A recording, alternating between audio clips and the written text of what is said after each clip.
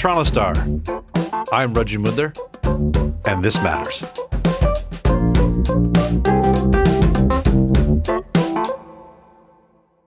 This is how the Premier of Ontario was greeted at the biggest party the city has known in recent memory, the Raptors Victory Parade. Doug Ford!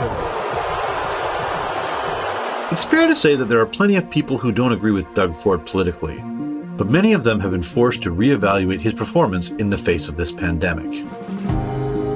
It breaks my heart watching Carla stand outside the window in tears, and there's hundreds of thousands of families in the same position wishing they could jump in there and help their loved one in there. That's Premier Ford talking about his mother-in-law in a long-term care facility on Monday. It was a touching moment for a premier who is usually described in aggressive terms like pugnacious or a brawler. It's been a remarkable change of tone and perception for the leader of this province, who just a few months ago was fighting with the media over scandals of his own making, like the license plate fiasco, or how his government was handling the teacher strike. Instead, the people of Ontario have seen a premier who has taken COVID-19 seriously, using his trademark adversarial style to name and shame price gougers, and is clearly trying to speak to all the people in this province, and not just his Ford Nation base. It's the kind of performance that has been drawing praise from some surprising corners, like the pages of the Toronto Star. To discuss Doug Ford and the new look his leadership has taken during this pandemic, we are joined by Martin Regg Cohn, political columnist based at Queen's Park for the Toronto Star.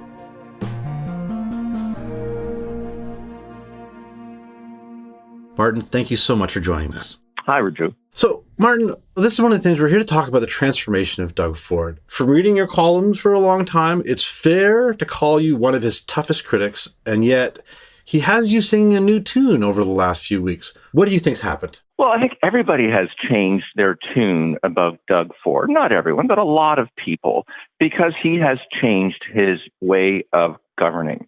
There's no question that we're seeing a different kind of Doug Ford, and a lot of people are asking two questions: why, and will it last? And I think the answer to the first question for now, Raju, is he has changed because the province has changed. The situation has changed. We are in a crisis, a pandemic, and COVID-19 is unlike anything we've seen before. And he, as a politician, is smart enough to read his audience. And so he has grown up in a way that we wouldn't have expected because of his previous style, which I'm happy to talk about through the program. But the important point for the doubters is not that he's the perfect premier. It's that he is so much different than, say, Donald Trump has been in this pandemic. And it's not that I'm saying that they are identical politicians. They're quite different, and we can explore that as well. It's just that they do sometimes have a similar playbook of partisanship, of kind of making up their own narratives. And we have seen Donald Trump, if it's possible, at his worst in this pandemic. And I think it's fair to say that for better or for worse, we have seen Doug Ford at his best in the last few weeks. Tons of stuff to unpack in there, Martin. But the first thing is that, COVID-19 is something unlike that we've ever seen in our lives. So it is sort of a before and after. And it also makes fairly recent things seem like really long ago. And, the license plate fiasco that engulfed this government just a few months ago, and other files that they really bumbled and stumbled through, like education and autism. And yet you see this government and Doug Ford faced by this huge moment and performing laudably well. Is there a thing that we can point to? I mean, some of the speculation is this is one where Doug is actually listening to the experts. What do you think? He has famously gone with his gut as long as he's been premier. And just for a moment, even though we have some pretty serious issues to talk about these days on the pandemic, let's just talk about the license plate fiasco that came a few weeks ago, right before the pandemic, in fact. The reason that got so much coverage, as a columnist, I don't love that kind of story because it sounds sometimes like gotcha journalism. But what made that one into a story that refused to die, the story that just kept on giving, was that the government, as soon as a police officer raised it, said, oh, no, there's nothing wrong with the plates. And in fact, it was the previous Liberal plates that were broken. And a year ago, in their first budget, they made the license plate conversion a centerpiece of the budget. And I remember looking up some quotes where they said, this is a symbol of the new style of government. The problem that a lot of Ontarians had with Doug Ford was that he tried to make himself into not just Ford Nation, but he actually tried to rebrand himself. And I'm not making this up. For the first year, his press releases said, Ontario's first government for the people. And so a lot of files, a lot of issues, whether it was education, where they just unilaterally brought in significant increases to class sizes, about 27% increases in class sizes were proposed. All these kinds of proposals were so disruptive. So what Doug Ford did in the last few weeks was to sort of undo so much of the disruption that he had brought in, whether it was canceling the waiver for sick notes, whether it was canceling the cuts in health transfers that he brought in a year ago that were so controversial, whether it was rolling back the cuts to safety inspectors, which he has now brought back into the workplaces. So that's part of the dynamic of why his first year was so rocky, why he was booed at public events, the same events where John Tory, the mayor, and Prime Minister Trudeau were cheered. Doug Ford was booed, and that was very humbling for him, and I think is part of what brought about this willingness on his part to change and rise to the occasion. I think his tone has been incredible during this.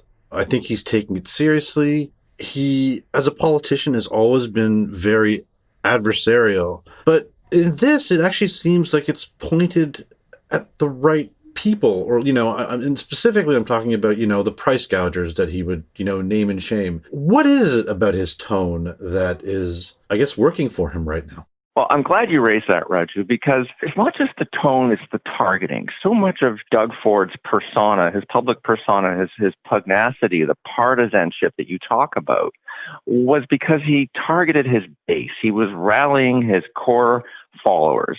Most people voted against Doug Ford in the last election in terms of the popular vote, and he won a majority of seats. That's how our system sometimes works, often works. But he relentlessly targeted his base. He had his own partisan news channel called Ontario News Now for the first year. Here he would give his first interviews to this a friendly interviewer who was on his payroll, and still hasn't given interviews to TVO, CBC. He's given only a couple of very short interviews to the Toronto Star, and most of his time has been directed to the Toronto Sun, to talk radio, no interviews to the Globe and Mail. There are entire audiences that he wasn't talking to. And now, what's so interesting is not just that he's being nice to the media. We don't need people to be nice to us. We don't need him to smooth talk us. We don't even need him to be respectful, although he is now. What's important is that he talked to our readers and listeners and viewers. And that's the very important change, is that he is now talking to all Ontarians and being the premier of all Ontarians in a way that he only pretended to be before, when he said he was leader of Ontario's first government for the people. And so I think that is so much of what has changed. But also give him credit for being so much less adversarial, not just to the opposition, which is part of our system, but in fact to the Prime Minister and to the mayor, with whom he has had a sometimes rocky relationship. So he has been invited. A Toronto Sun reporter asked him at a news conference the other day, well, what do you think about the increases in the carbon tax that are coming? Because there's a scheduled increase at April 1st. And Ford resisted the temptation to take another shot at Trudeau and instead praised him and the deputy prime minister. So that's what's so interesting about it. And one other quick point is that if you look at the polling data, 2/3 of the people who believe that COVID-19 is not serious, that it's overblown, 2/3 of them voted conservative in the last federal election. So Ford is somebody who has credibility with people who don't think that COVID-19 is a credible threat. So that's important, because we've seen what's happened in the U.S., where Donald Trump and Republican governors and Fox News tried to belittle the pandemic. So that's one of the differences too. You said something there that I must touch upon, and it's Mr. Ford's relationship with the media. I've worked at the Toronto Star for a long time. I was shocked a couple of weeks ago when the premier praised the Toronto Star. And then, of course, I read in our pages us praising the premier. What's next? Cats and dogs living together in harmony? This is one of these things. It is kind of incredible how this premier, who has basically gone to war with the media, and you mentioned that had come up with his own propaganda channel, has really changed his tune, has thanked the media for their hard work, for getting this information out there. Obviously, we are living through the strangest times we've probably lived, but this is a very, very particularly weird thing to be happening right now. Wouldn't you agree? Absolutely. But guess what, Premier? We have readers. We are the mass media, and we don't underestimate the power or influence of social media and television, radio. But the mass media is still important. It still has millions of readers and viewers, millions. So if you want to reach people in an emergency, you kind of need to go through the media. And number one. Number two, I think he also recognizes that when you have something to say that's important, you can focus on the content and not on the style. Now, look, let's be realistic too, though, that this won't necessarily last, and nor is it normal. The Premier didn't have a news conference for more than 5 weeks. He just didn't even talk to the media until the pandemic arose. So this is not normal. It is the new normal, but it may be abnormal again in the future. So this is a very special kind of dynamic. And he's also aware that he will be held accountable. He is being held accountable now. This is not a perfect relationship. It is a surprising dynamic, but there will be some challenges for him, and there already are. He'll be answerable for stuff, and there will be a reckoning or an accountability, not just for the Premier, but also for the Prime Minister. So this is about just getting the message out and not sweating the small stuff right now.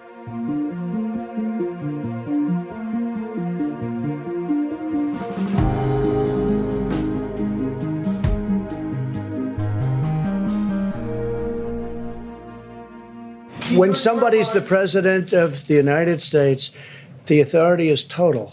And that's the way it's got to be. So what has been truly interesting is the fact that two politicians that normally, on most days, you would say are fairly similar, Donald Trump and Doug Ford, cut from the same cloth. And yet there's been such a divergent view in the way that they've handled this, and then also the criticism that they've faced. What do you think about the difference between Doug Ford and Donald Trump at this moment? Well, first we have to go back to the differences beforehand and to set the stage. I've tried to be realistic about, I'm paid to follow Doug Ford and the things he says.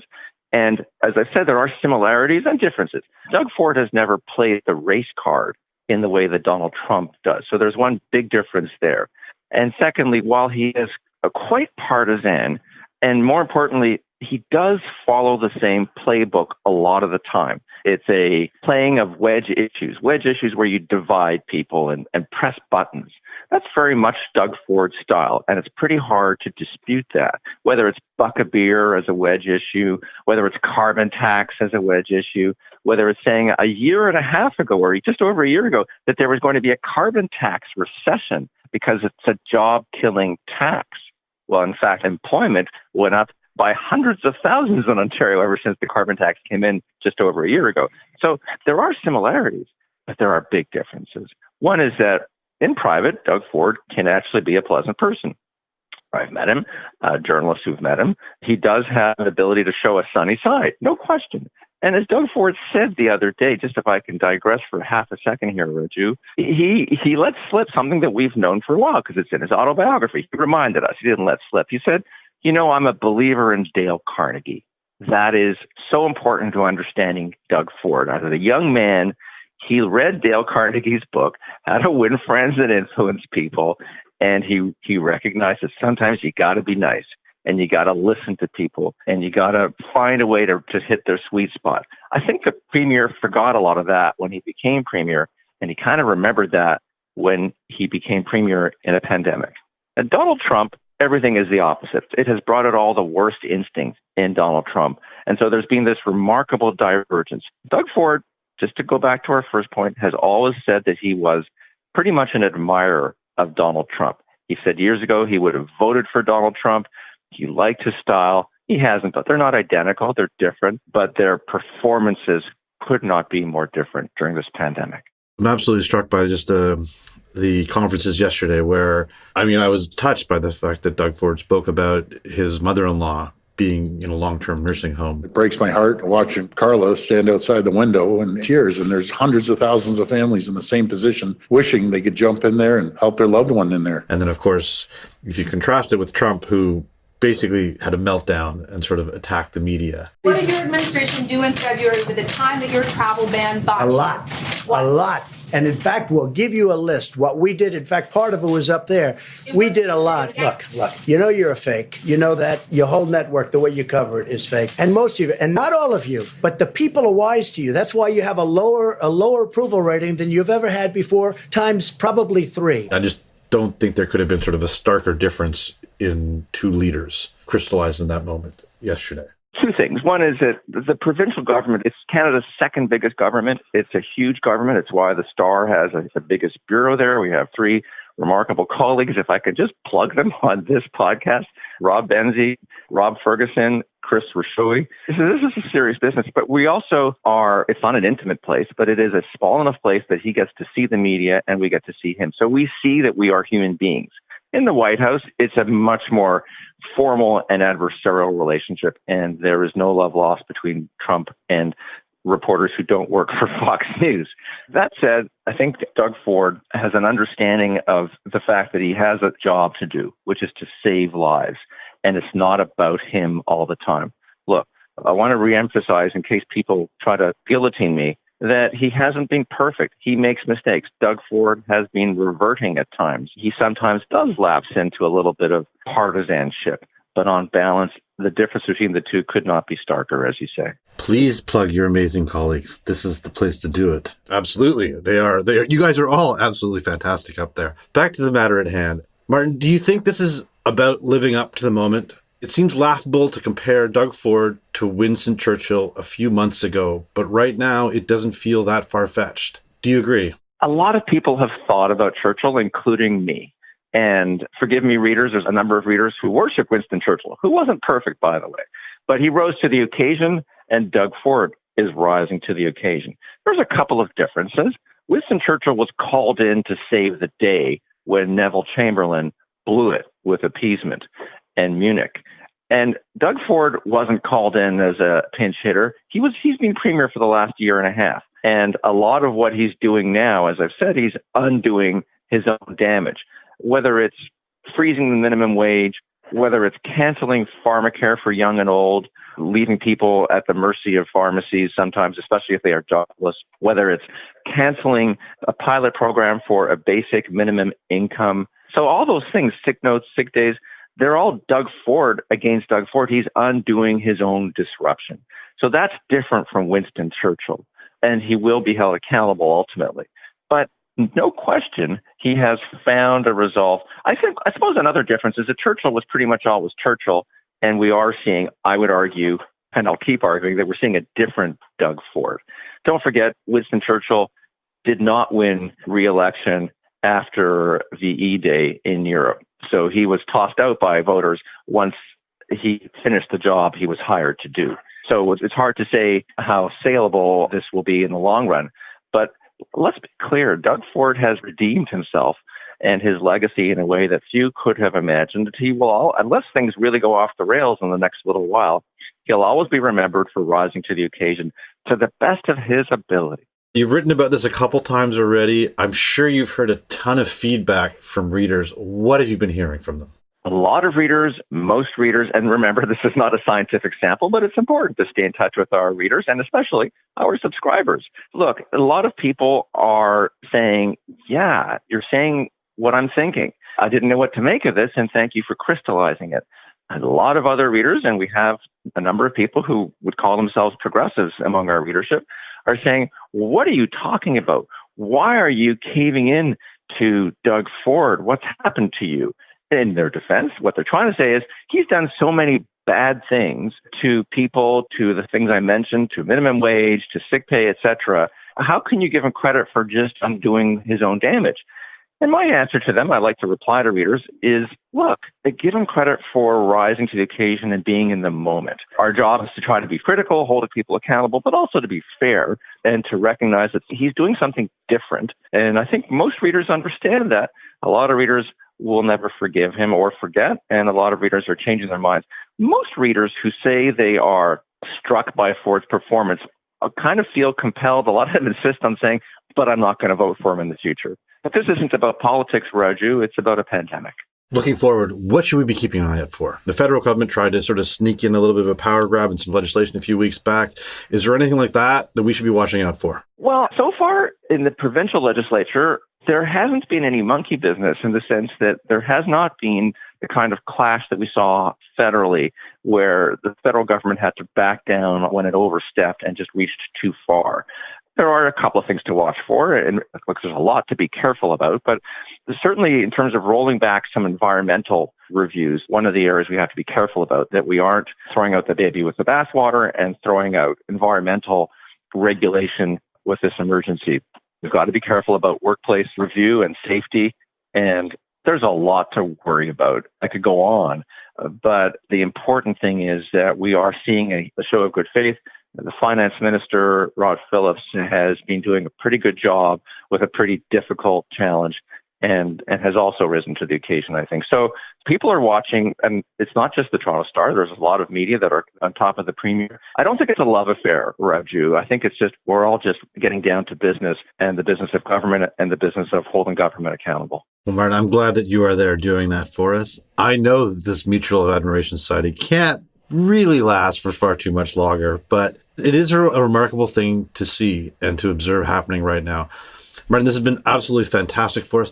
Is there anything I didn't ask that you think that people should know? No, but I'd like to remind people sometimes, especially angry letter writers, that I am a columnist for the Star, and so I'm allowed to have opinions as long as I can back them up with fact. My colleagues, the two Robs, Ferguson and Benzie and Chris Rashowi, are not columnists, and they play it straight. They call it as they see it. So that's the only caveat, is people might say, well, why are you so biased? And the answer is because I'm a paid opinion writer. Well, Martin, we thank you for it. Thank you so much for your time today. Thank you, Raju. This has been really interesting. That was Martin Regg Cohn, political columnist based out of Queen's Park for the Toronto Star. That's it for today. Thanks so much for joining us.